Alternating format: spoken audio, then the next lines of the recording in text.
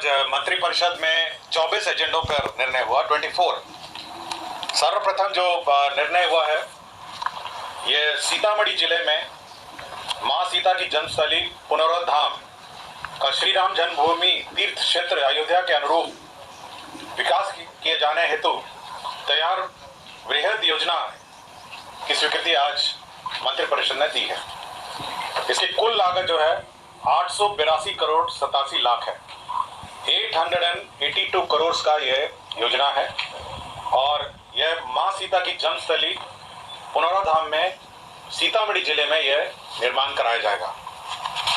इस योजना के मुख्य जो घटक हैं उसमें जो पुराना सीता मां का मंदिर है उसका उन्नयन कार्य जो है वो 137 करोड़ है। 137 करोड़ है। टूरिज्म एवं टूरिज्म रिलेटेड इंफ्रास्ट्रक्चर जो है वह 728 करोड़ है और इसका 10 साल का मेंटेनेंस है वो 16 करोड़ है। कुल मिलाकर 882 करोड़ की ये परियोजना है और इसका कार्यान्वयन टूरिज्म डेवलपमेंट कॉर्पोरेशन द्वारा कार्यान्वयन किया जाएगा।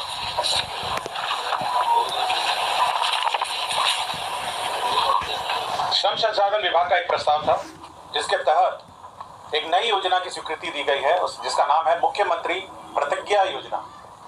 इस योजना के तहत जो हमारे विभिन्न स्टूडेंट्स हैं, विभिन्न जो पास आउट है, जो 12th पास हैं या ITI के पास आउट हैं, स्नातक है, इन सभी को इंटर्नशिप की राशि मिलेगी। जो पास आउट होने के बाद जो विभिन्न कंपनियों में काम करेंगे, ट्रेनिंग लेंगे, प्रशिक्षण लेंगे, इनको इंटर्नशिप की राशि दी जाएगी या 3 महीने से लेकर 12 महीने तक ये राशि दी जाएगी। 3 मंथ से लेकर 12 मंथ तक इंटर्नशिप की राशि दी जाएगी। जो कौशल विकास कार्यक्रम के अंतर्गत जो 12th पास है उनको इंटर्नशिप के रूप में 4000 रुपये दिया जाएगा। ITI पास, डिप्लोमा पास को 5000, स्नातक है, स्नातकोत्तर का मासिक इंटर्नशिप 6000। अपने गृह जिला के अंदर किसी भी जिले में कार्य करने हेतु आजीविका सहयोग हेतु मासिक राशि 2000 या 3 महीने तक का मिलेगा और राज्य से बाहर इंटर्नशिप हेतु 5000 प्रति माह अतिरिक्त राशि प्रदान की जाएगी। तो ये सभी जो लाभुक हैं ये DBT के माध्यम से भुगतान होगा। इसके लिए कमेटी बनाई गई है। ये विकास आयुक्त की अध्यक्षता में एक कमेटी टास्क फोर्स गठन किया गया है जिसमें उद्योग के प्रतिनिधि भी हैं, CII, FICCI, BRA सब हैं और ये इंटर्नशिप की राशि जो है ये हमारे जो इंटर्न्स हैं उनको उनके खाते में सीधी दी जाएगी। कला एवं संस्कृति विभाग की एक नई योजना है जिसके तहत बिहार राज्य के वरिष्ठ आर्थिक रूप से विपन्न कलाकारों को मासिक पेंशन की योजना अब ये योजना स्वीकृत की गई है। इसके तहत वर्ष 2025-26 में 1 करोड़ रुपए का प्रावधान किया गया है। इसके तहत जो है ये वरिष्ठ कलाकारों को गरिमामयी जीवन जीने का अधिकार है और अपने जीवन का अधिकांश समय कला संस्कृति की सेवा में समर्पित ये लोग कर चुके हैं।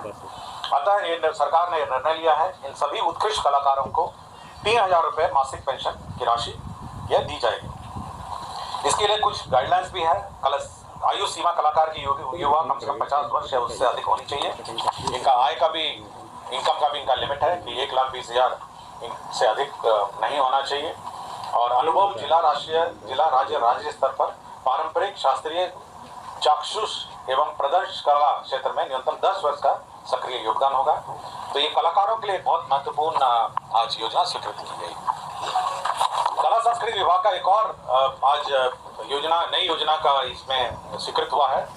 इसमें जो हमारे दुर्लभ कला है, समृद्ध संस्कृति विरासत, दुर्लभ एवं विलुप्त प्राय कला को संरक्षित करने का भी राज्य सरकार ने लिया है, जिसमें विलुप्त प्राय लोक कथाएं हैं, विलुप्त प्राय लोक नाट्य हैं, विलुप्त प्राय लोक नृत्य हैं,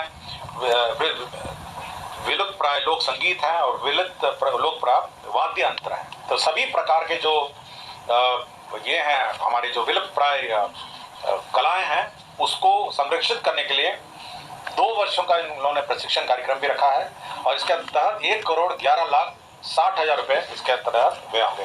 इसमें शास्त्रीय कला भी है और विलुप्त प्राय चित्रकला भी है और इसमें गुरु को प्रोत्साहन राशि है 15,000, संगीतकार को है प्रोत्साहन राशि 7,500 और शिष्यों को प्रोत्साहन है 3,000 रुपये।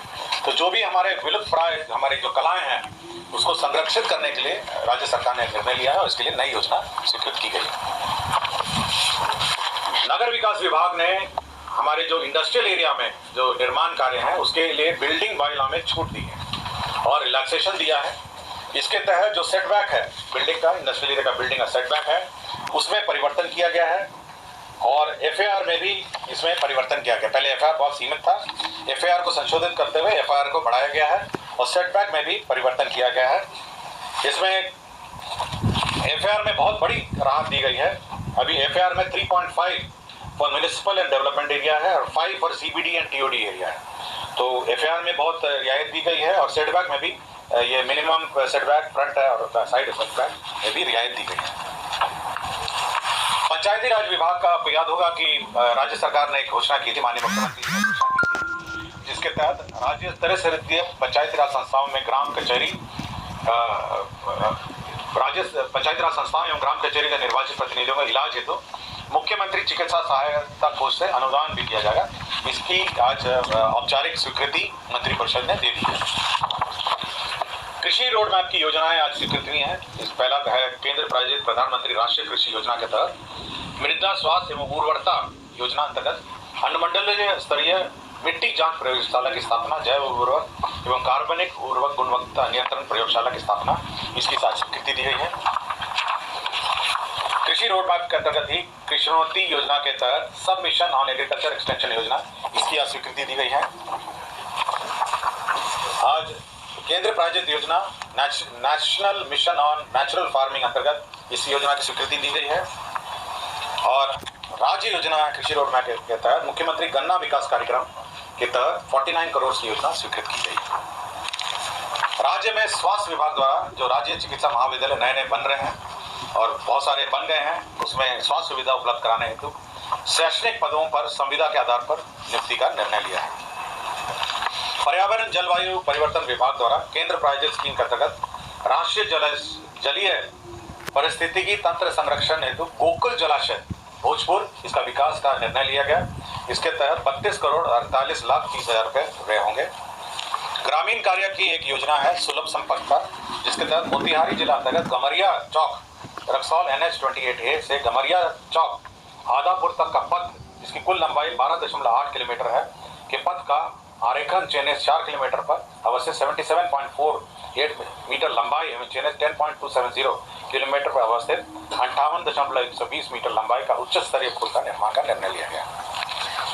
जल संसाधन विभाग द्वारा सिंचाई प्रमंडल जहानाबाद अंतर्गत जहानाबाद जिले के पुनहदा पंचायत में विभिन्न गांवों में सिंचाई योजना का पुनर्स्थापन एवं संपोषण कार्य ये स्वीकृत किया गया। इसके तहत 42 करोड़ 98 लाख व्यय होंगे। श्रम संसाधन विभाग ने जो खतरनाक उद्योग में महिलाओं को कार्य करने में प्रतिबंध था, एक ये बिहार कारखाना नियमावली 1950 का नियम 95 में 13 अनुसूचियों में अंकित खतरनाक जो कार्य हैं वो महिलाओं के लिए प्रतिबंधक था। इस प्रतिबंध को अब हटा लिया गया है। इसमें केवल गर्भवती एवं दूध पान कराने वाली माताओं का नियोजन प्रतिबंधित रहेगा। अन्य सभी महिलाओं को इस उद्योग में कार्य करने का अब अवसर होगा, जिससे महिलाओं को रोजगार के और अवसर बढ़ेंगे। राज्य के विभिन्न सेवा संवर्ग में प्रोन्नति के लिए वेतन स्तर के आधार पर निर्धारित न्यूनतम कालावधि इसमें शांत किया गया है। सामान्य प्रशासन विभाग का एक प्रस्ताव था, जिसके अंतर्गत माननीय उच्चतम न्यायालय के अंतर्गत जो सेवानिवृत्त मुख्य न्यायाधीश हैं, न्यायाधीशों के घरेलू सहायता मान्य सुविधाएं नियमावली 2025 की स्वीकृति दी गई है। निर्वाचन विभाग ने आगामी विधानसभा के चुनाव में मतपत्रों का जो प्रिंटिंग है way message Saraswati press Kolkata में करने का निर्णय लिया है। मंत्रिपरिषद ने संसदीय कार्य विभाग में जो विधानसभा के सभा सचिवालय में जो डायरेक्टर हैं राजीव कुमार निदेशक हैं, उनका नियोजन अवधि समाप्त हो रहा था, उसे 1 वर्ष और बढ़ाया है। गृह विभाग का श्री रमाकांत प्रसाद सेवानिवृत्त अपर पुलिस अधीक्षक विशेष कार्य बल बिहार पटना, इनका भी कार्य अवधि 1 साल बढ़ाया है।